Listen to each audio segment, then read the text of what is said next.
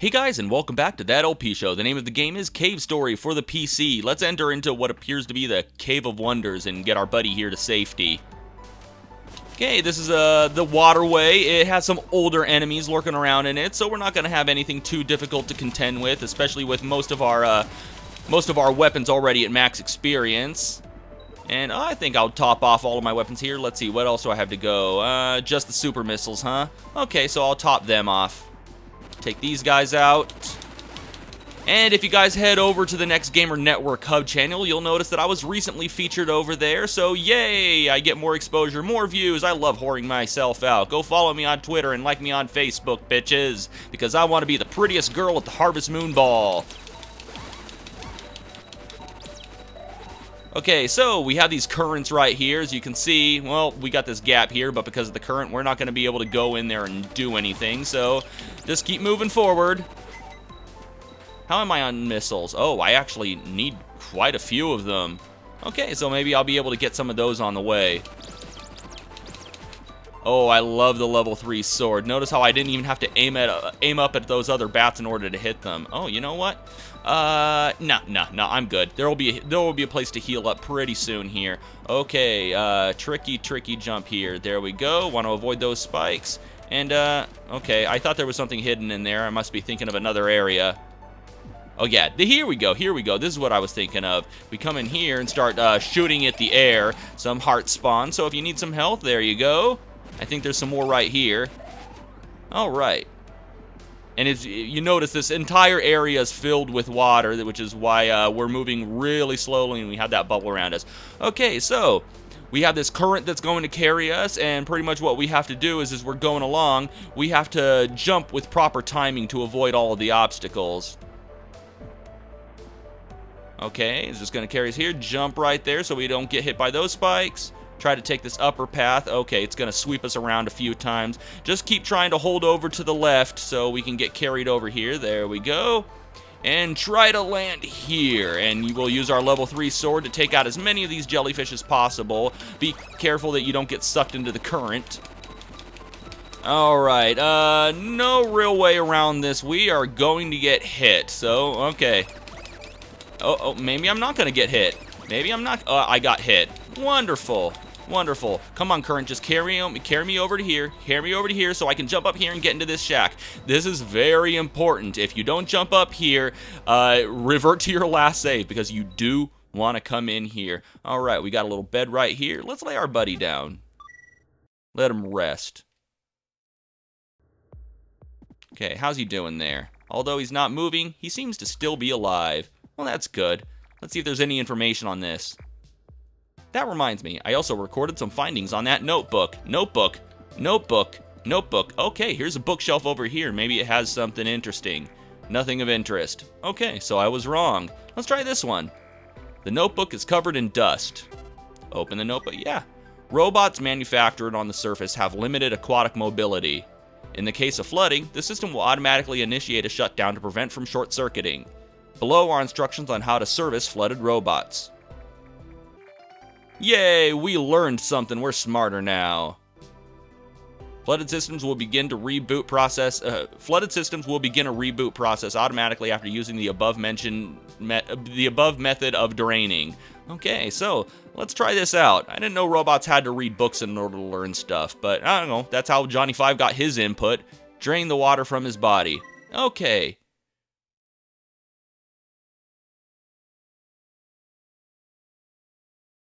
You okay?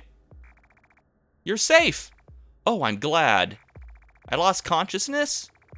So you gave me your air tank? It worked. You should get some rest. Okay. And he fell back to sleep. But we're not going to let him stay rested for very long. The restart process will take some more time to complete. Would you like to leave him here? Select no. We want to carry him with us. We're not going to leave him here. Okay, so if you're playing as the boy, the process for draining the fluid from Curly Brace is actually a little bit different. She'll have to sit down to do it. Him being a boy robot, he can do it standing up. That's how he drains his fluid. That's just how these things work, people. If you don't understand why, then you're probably too young to be watching this video or even understand what the hell I'm saying. So, let's save, and let's move on. Actually, you know what? There we go. I just wanted to take the time to grind for experience on this bat right there to level my sword back up. If he doesn't drop experience, that's okay. You can actually just enter the door again and then come back out, and he'll come back. He'll respawn. All right, bit of a tricky section right here. We gotta just properly time our jumps to get over those spikes. Come down here, jump, and jump. And jump again, and jump up here, and don't jump there, but jump right here. There we go. And jump right there, and it's... something's coming! Okay, so we're here in the main artery, and we got a boss fight against this robot fish right here. Try to avoid those spiky little creatures. These tiny little fish won't hurt you. Also try to avoid all this debris floating around. What we're trying to do here is actually beat this boss without taking any damage. So try to take out as many of those little spiky urchin things as you can with a level 3 sword. And then as soon as he starts backing up, start spamming attacks on him. Try not to get damaged. Try to avoid those red rings that he shoots out. Come on, don't take damage. Come on. Where are you? Where are you? Come on. Come at me, bro. There you are. Excellent. Don't get hit by his little red rings. Careful. Careful. Don't worry about the little fish. Just watch out for them when they turn into urchins and come back at you. Other than that, watch out for the giant guy's attacks and watch out for the blocks floating around. Come on. This might take a few takes. You may have already seen an edit. Come on. Come on. Can we do this? Can we do this? Almost there, I think. Almost there. Come on, take out as many of these guys as we can. We'll know that we did it without damage. Yeah, see the little squid things? There we go. Oh, man, what are those things called? They're actually a reference to another game made by Pixel. It's actually one of the mini games that are in WarioWare DIY. Oh man, I'm sorry, I can't remember the name of it. I'll look it up and I'll put up an annotation. Anyway, we're back in the reservoir. Hey, and where's our little robot boyfriend? Uh-oh, this can't be good. All right, we might want to do some investigating. All right, first place we want to look at is yeah, might as well try Arthur's house. Uh-oh, who's this? Oh, Professor Booster, you're okay. We somehow ignored you and you lived, but if we talked to you, you would have died. I don't know how that makes sense, and your glasses are fixed too. Oh, it's just you. The doctor has amassed the red flowers. All the Mamiga of the island have now fallen under his grip. Tragedy is inevitable.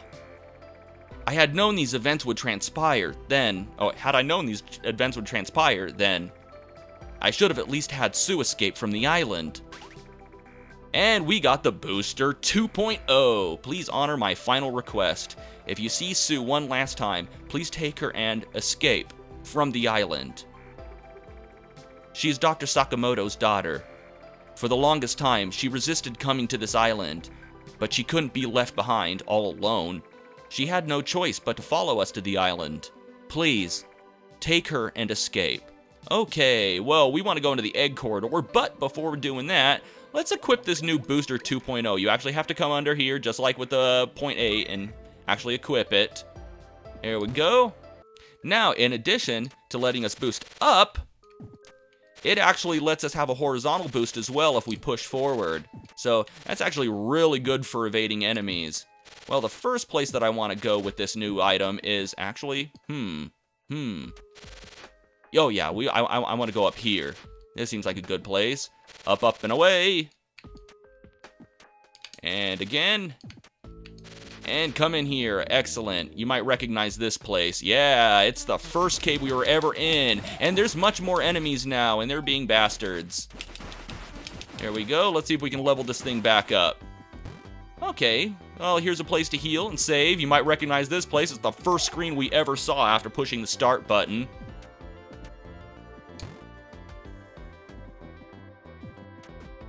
Careful, those red spikes still kill you in one hit. Some experience, please. That would be very nice. Come on, oh, max level. Excellent. You know what? Let's keep using this thing. It doesn't matter if it gets leveled down at this point. You'll see why. Skipping past you. How are we doing on ammo? Okay, everything's good. Into the other Cave of Wonders. Hey, you're awake! Did you happen to see the gun I made? Someone pilfered it while I slept. I should have just slept with the thing in my chest pocket had I known that was going to be the case. Wait, that's my gun. Why do you have it? I didn't make it for you. Give it back. And the Polar Star was confiscated. Bummer. You've apparently put a significant amount of wear on it. I was raised to believe that weapons should always be constructed by oneself. And I always thought those who fight with a firearm created by another person are fools. Growing overconfident with powers that were never their own to begin with. Then blaming their own shortcomings on the equipment they use. Fools. Still. But now, seeing my gun used by you, with your hands, I'm so very incredibly touched. To use an incomplete gun, such as the Polar Star, to this degree. Pardon my rantings. How about this? I'll give it to you. After it's completed, of course. Excellent! We got the Polar Star, and it's now the Spur. Okay. So, it's a better weapon now. Let's see how it fires at level 1. Okay, just like a level 3, just like a level 3 Polar Star. So at level 1, it's just as powerful as a previous level 3 weapon. Now if we hold down the button and charge it up to level 2, we get this little double laser beam. However, we charge it up to max. Well then, Kamehameha! So yeah, we got pretty much one of the best weapons in the game right now. And we're going to be using this regularly for quite some time. I mean, we'll only be switching to another weapon under extenuating circumstances. There we go. Oh, God, look at that. That's so good. That is so good. Look at this. So much power. Okay, so yeah, we'll be sticking with this weapon for quite some time. Alright, now we want to get back to Mimiga Village. Oh yeah, and if we get hit, no more worrying about it leveling down, because even at level 1, it's extremely powerful. And we can't permanently get it leveled up to level 3. You do have to charge it up.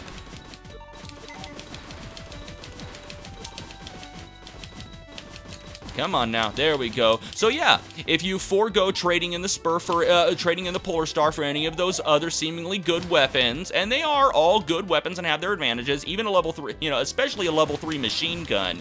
But this is what you get for holding off and being patient. Okay, now we drop all the way back down. Down to Arthur's house, that is. Okay, let's, oh, we're already healed, but it couldn't hurt to save. Okay, now, like I said, our next destination is, in fact, the egg carrier, but we don't want to go there right now. We actually want to head, back to the Labyrinth. And this brings us to the place where we originally saw Professor Booster fall, and now we can use our new and improved booster to get back up here. And we want to head all the way back to the Labyrinth shop. Come on, guys. I'm just gonna wreck you now. Come on. Oh, hearts? Hearts? Yeah, I love this. I can just, like, ram through them and just tank through them because I don't have to worry about my weapon getting leveled down. There we go. Oh, this is so good. This is so awesome. I feel so powerful right now. I mean, as powerful as I can feel for, a little girl robot.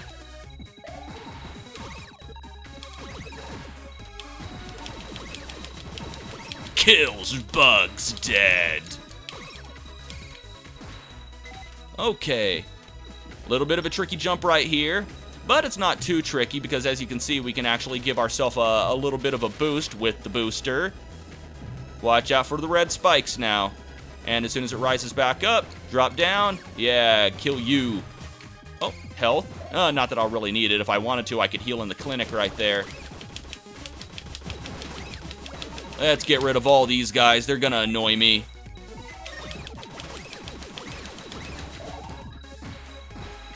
Oh, hearts, hearts, hearts, hearts. Gotta stay at full health. Well, I don't really need to stay at full health. I'm just a little OCD about it. Come on, get up there.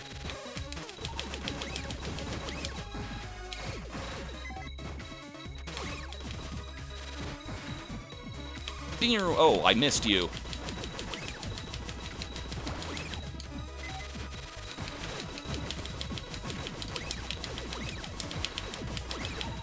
Okay, here we go. This is where I wanted to be, back at the Labyrinth shop. And let's talk to the shop owner. Hello, kind patron. This is the Labyrinth. I already know that. Yeah, I already know that story too. Okay, I already know that too. You're saying the same thing. Ah, look, I'll give you this. And we obtained the whimsical star. It's actually, well, it's more like a decoration. That's about all I can offer you since you're already in possession of an ultimate weapon. Okay, so pretty much. This is supplemental. It's entirely optional, and it's supplemental to the spur. You actually need the spur. As you charge up the spur to max, you'll see that these little stars start swirling around you, and they stay there even after you discharge your weapon, and they can actually hit enemies. Their movement pattern is very erratic, so I wouldn't really count on it for attacking enemies, but it does help a little bit. Okay, so I'm going to meet you back at Arthur's house, and we'll head into the egg corridor so we can once again find Sue and try to get her off this island. But that's going to have to wait until next time. And until next time, thank you for watching That LP Show, and have a one that is good.